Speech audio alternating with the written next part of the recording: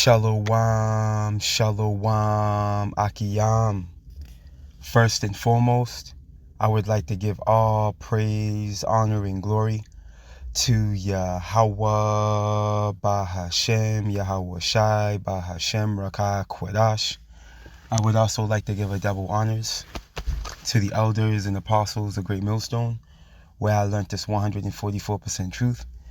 I would also like to say peace and salutations to the hopeful elect, starting with the 144,000 men of Israel, which consists of the servants, the prophets, whom have been ordained since the foundations of this earth to sing this new song, which comes in the form of this gospel, which will be preached throughout all four corners of this earth and rest upon the ears of the innumerable multitude, men, women, and children of Israel, who may be scattered throughout all four corners of this earth.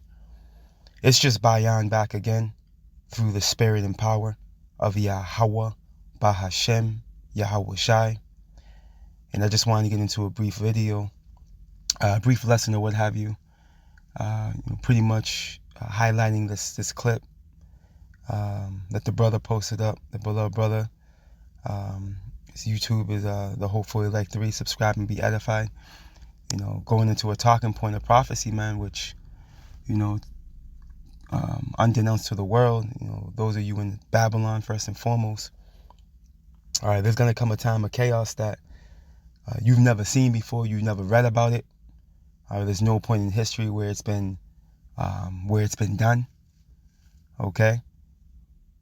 And we're coming into that time where, all right, Jacob's trouble is going to unfold. Okay? And then what a lot of people don't realize is that Jacob's trouble is everybody's trouble. Okay? Now it's gonna begin and end with Jake.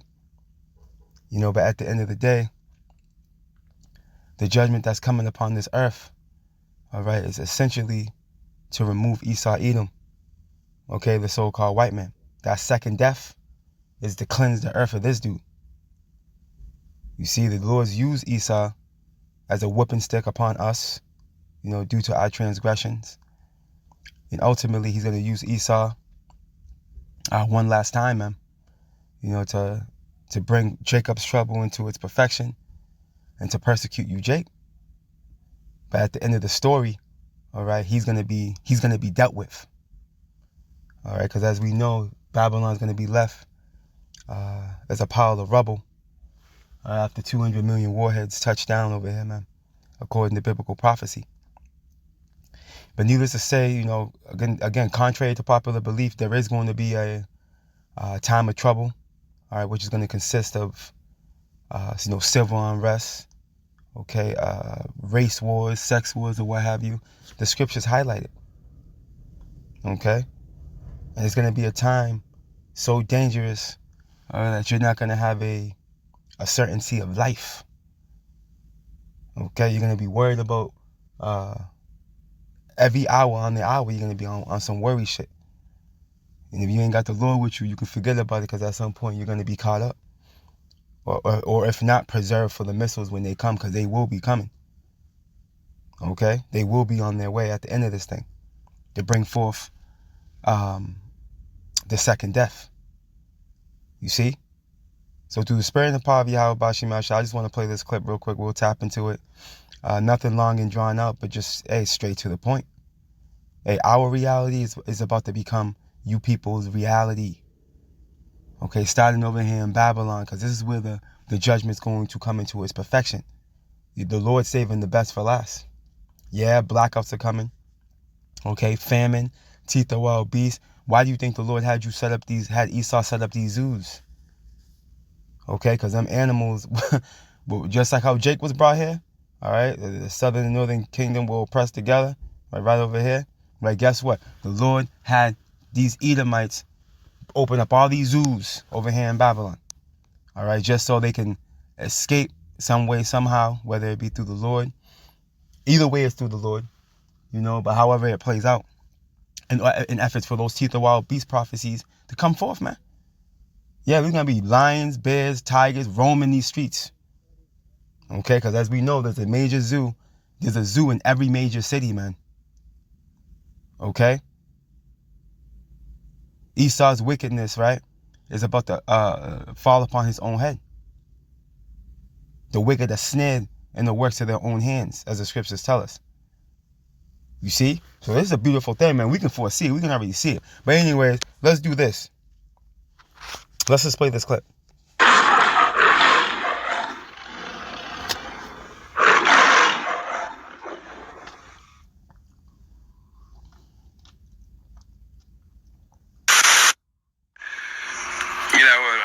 Also, all of this talk about a race war and all this stuff, look, that's all a bunch of hype and everything. I truly do not believe that will ever happen. I really don't think that will happen. As inflamed as things are, I don't think it would happen. For one, because, I mean, who's going to initiate it? I mean, it certainly isn't going to be the white people. I mean, we're not just all of a sudden just going to, like, get in our trucks and vans and whatever and drive into the black neighborhoods and start shooting at people. I mean, that's just not gonna happen. Now, in the reverse, I don't think black people are gonna try to come into white neighborhoods and do that. I don't think they're really ready to do that. I mean, that would fizzle out real quick. I mean, freaking, your homies load up in a $500 Impala with $4,000 wheels. They leave, and you never see them again. That's what that would culminate in. And that would fizzle out probably within a week. There may be a few instances of it, but once the details of what's happening got out, that would stop pretty quick. It would just take a few instances, happenings, to see that's just not going to work.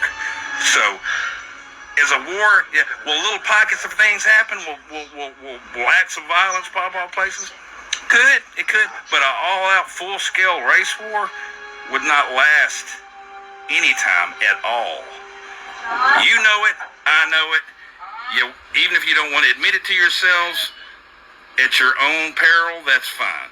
But I mean, I wouldn't suggest any of that happening. We ain't going to pop it off. That's for damn sure. Now, real quick. Now, you see his talking point. See, and this is an individual that doesn't understand the Bible or prophecy and thinks they pretty much have their own destiny within their hands. Now, realizing there's a higher power controlling this whole scenario. It's going to be the Lord. Okay, that's going to trigger this. And imagine this. Okay, the trucks stop moving. Grocery stores empty out. And you have no food, resources, water, etc.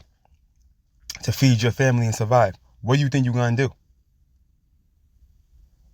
You're going to stop moving on your neighbors, man. You're going to stop moving on who has it.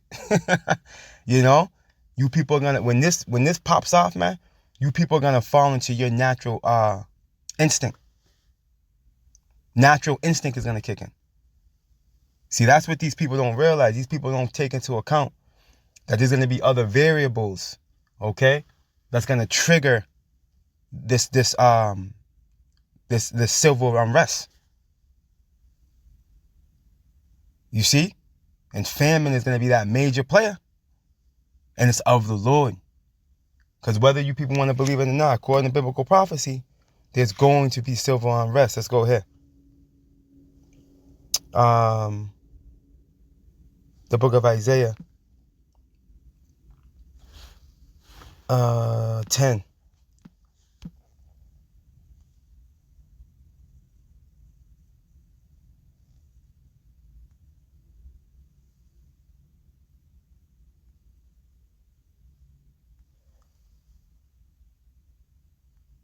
No, I'm sorry. I don't want this right here. I want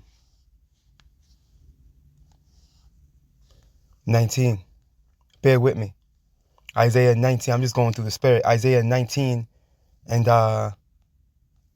let's start at verse 1. Right? The burden of Egypt, man. All right. And this is talking about the spiritual Egypt. You read about in Revelations 11. That spiritual Sodom and Egypt, which is talking about the daughter of Babylon, which is talking about America. All right. Even scholars have come to that conclusion. Okay. these Edomite scholars. Behold, the Lord Yahweh rideth upon a swift cloud, right, which is that fathership, and shall come into Egypt, right, through his son Yahushai, being that Yahushai is coming back in the stead of Yahweh, his father, to execute his vengeance, right, upon the heathen, and 2/3 of you, Jake, right, and the idols of Egypt shall be moved at his presence, and the heart of Egypt shall melt in the midst of it. Listen, and I will set the Egyptians against the Egyptians. All right? What's that mean? They shall fight everyone against his brother. That's what that means. Okay, so there's even going to be an Edomite on Edomite division. You see? And everyone, so okay, everyone else, look, and everyone against his neighbor, city against city. See that? And everyone against his neighbor, city against city. What is that? A civil unrest. Okay? Race wars, sex wars.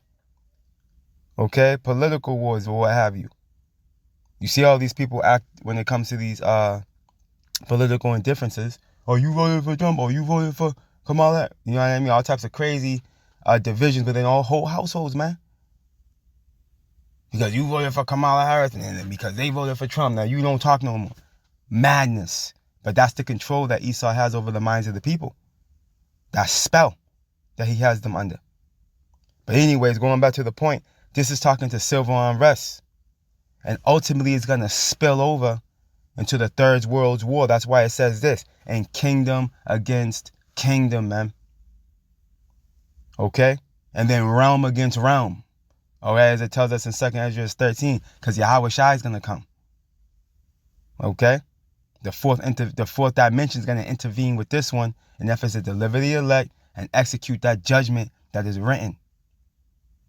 Okay, don't get it twisted. You hear that Edomite talking with all that pride, coming with the stance that if Jake did decide to ride, it went in well for them. And I mean, hey, at the end of the day, we know Esau was blessed with the sword.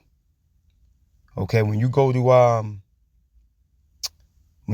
Ezekiel, this dude was blessed with the sword, man, and the Lord's gonna use him, all right, to execute judgment on Jake.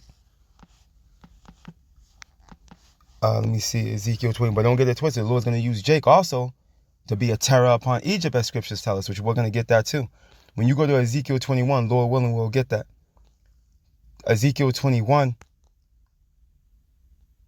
and verse 9, and it reads, Son of man, prophesy and say, Thus saith the Lord Yahweh, say a sword is sharpened and also furbished, man. Okay? It is sharpened to make a sore slaughter. It is furbished that it may glitter. Shall we then make mirth, man? Is it party time? Here it is. Judgments on the table, man. Are we in a position right now to be partying and trying to plan 5 years out what we're going to be doing and how we're going to be living and how this place is going to be prospering? No, man. You can't see what's going on. You can't see the inflation with food, with rent. You can't see the status of the economy, man, to come to the conclusion that we're not in a time of mirth. Let's continue on. It contemneth the rod of my son as every tree, right? And we know that sword is Esau. Okay, when you go, let's get a quick precept. When you go to Psalms, the 17th chapter, in the 13th verse, it reads this. This is the Psalm of David, our beloved warrior, king, prophet, man. All right, arise, O Lord Yahweh, disappoint him. Who? Cast him down, deliver my soul from the wicked, which is thy sword, man. Malachi 1 and 4. The Lord puts a name on the wicked. It's Esau, Edom. They're coined as the border of wickedness, man. And don't tell me Esau is just one person. It tells us in Genesis 25 that 2 nations were in Rebekah's womb. All right? Esau is the progenitor of these Edomites. This is a nation that's before us to this day, right now. And they've executed in the fashion of their blessing, which is that sword. We know that's a token. We know who they are. Okay, and that's that sword that's being sharpened, man. All right, let's go back. Who was he going to rest upon? Ezekiel 21 in verse 11, and he hath given it to be furbished that it may be handled. This sword is sharpened and is furbished to give it into the hand of the slayer, man. Look, and we know that Esau's that slayer. The Lord's going to be the force behind it, of course. You know, because he's going to give Esau the green light to execute that last proverbial swing on 2/3 of you disobedient, reprobate, renegade, hyena jakes. Right? Cry and howl, son of man, for it shall be upon my people. You see that? It shall be upon all the princes of Israel. Terrors by reason of the sword shall be upon my people. Smite therefore upon the thigh, man. It's gonna be bad. Okay, it's gonna seem as if the Lord's trying to eradicate Jake. Okay, that's how bad, that's how severe, that's how extreme the judgment's gonna be. That's gonna rest upon you, Jake, man. You disobedient, hard-headed, non-repentant. Okay, openly rebellious, man. 2/3 so-called Negroes, Latinos, and Native Americans, and speckled birds, man, that refuse to hearken. Okay? The Lord's gonna do you dirty. Okay, but hey, again, as we mentioned earlier, the Lord's gonna wake up Jake too. Okay, as we can get here. As a matter of fact, we gotta go back to Isaiah 19. It's a little further down. And the Lord's gonna wake up Judah too. Jake's gonna get stirred up. Let's see. Here we go. Isaiah 19 and 17, right? And the land of Judah shall be a terror unto Egypt. See? The land of Judah shall be a terror unto Egypt. How is a land going to be a terror unto something? This is talking to the people. Okay? It's talking to the people. You see? Jacob's going to be a terror unto Egypt. Why? Because this is going to formulate into that civil unrest. Everyone that maketh mention thereof should be afraid in himself because of the counsel of the Lord of hosts. See? This is the Lord's counsel taking place. This is his will. And this is what dude don't get. This is what dude don't get. It's going to pop out. And again, there's going to be variables to cause it to. This is why scripture says, lean not upon thine own understanding. You ain't going to be able to understand if you think you're trying to figure it out on your own. You got to wire it through prophecy and what the scriptures say. And if the Lord's dealing with you, he'll allow you to see it. You see, we see it. Look it. Because of the counsel of the Lord, Yahweh of hosts, which he has determined against it, man. So the Lord's against this place, man. And he's going to crumble it from the inside out. Okay, so yes, that's why there will be a civil unrest, man. Without a doubt. All right?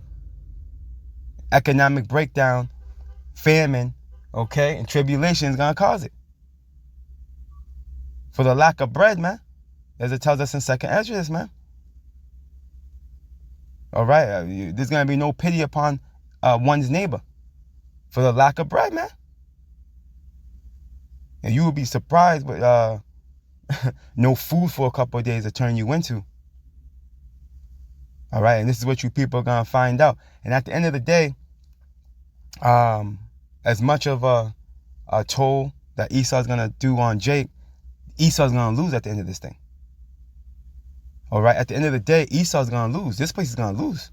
The modern day Assyrian, Babylon the Great, is going to lose at the end of the day. All right? Jake's got to learn after death by pain, as the scriptures tell us. 2nd Ezra 9. You see, but at the end of it, Jake is going to be in their glory. Esau is going to lose. Matter of fact, let's just close out with this. The book of Zechariah. Because remember, the Lord's going to leave this place as a burnt mountain. You see? And Jake will come back in their glory. They're going to have to get it on the second go around. You know, but they're going to come back into their glory, though. They're going to come back in their glory. They're going to come back immortal. Esau ain't. Esau's coming back in captivity. He's going to have to pay for everything that he has done. To ultimately see the end of days after that 1,000-year captivity. Here's the book of Zechariah. Let me see here. Bear with me. chapter 10.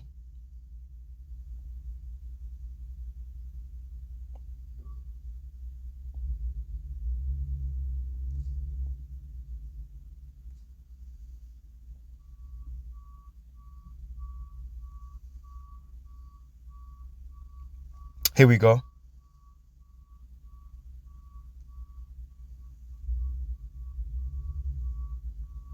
The book of Zechariah chapter 10 and verse 10, and it reads, I will bring them again also out of the land. Who's he going to bring out?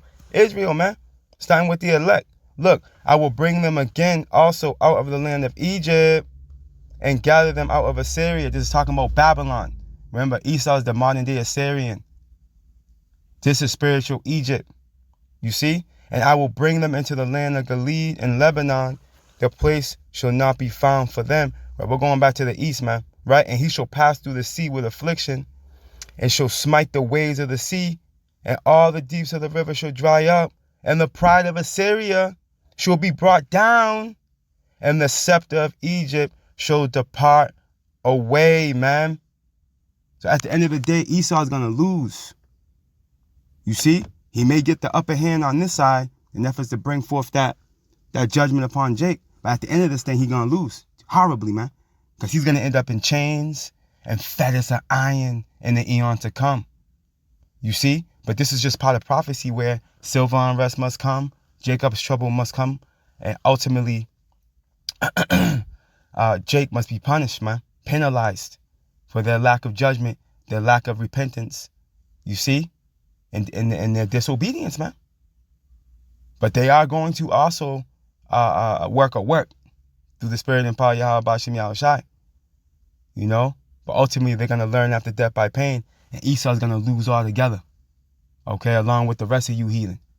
Because you are going into captivity for 1,000 long drawn out years. Okay? And ultimately, Esau be going bye-bye. According to Obadiah 1:18. You see? And the earth will be a paradise forevermore after that. But yeah, this is just another step, all right, within biblical prophecy that must take place. You know, and we understand this. And like the brother titled his video, there's not going to be a race war? ? Prophecy says otherwise. All praise, honor, and glory to Yahweh, Bahashem, Yahweh Shai, Bahashem, Rakah, Kodash. Double honors to the elders and apostles of Great Millstone, where I learned this 144% truth. Lord willing, you Akiyam and Akwath were edified. Shalom.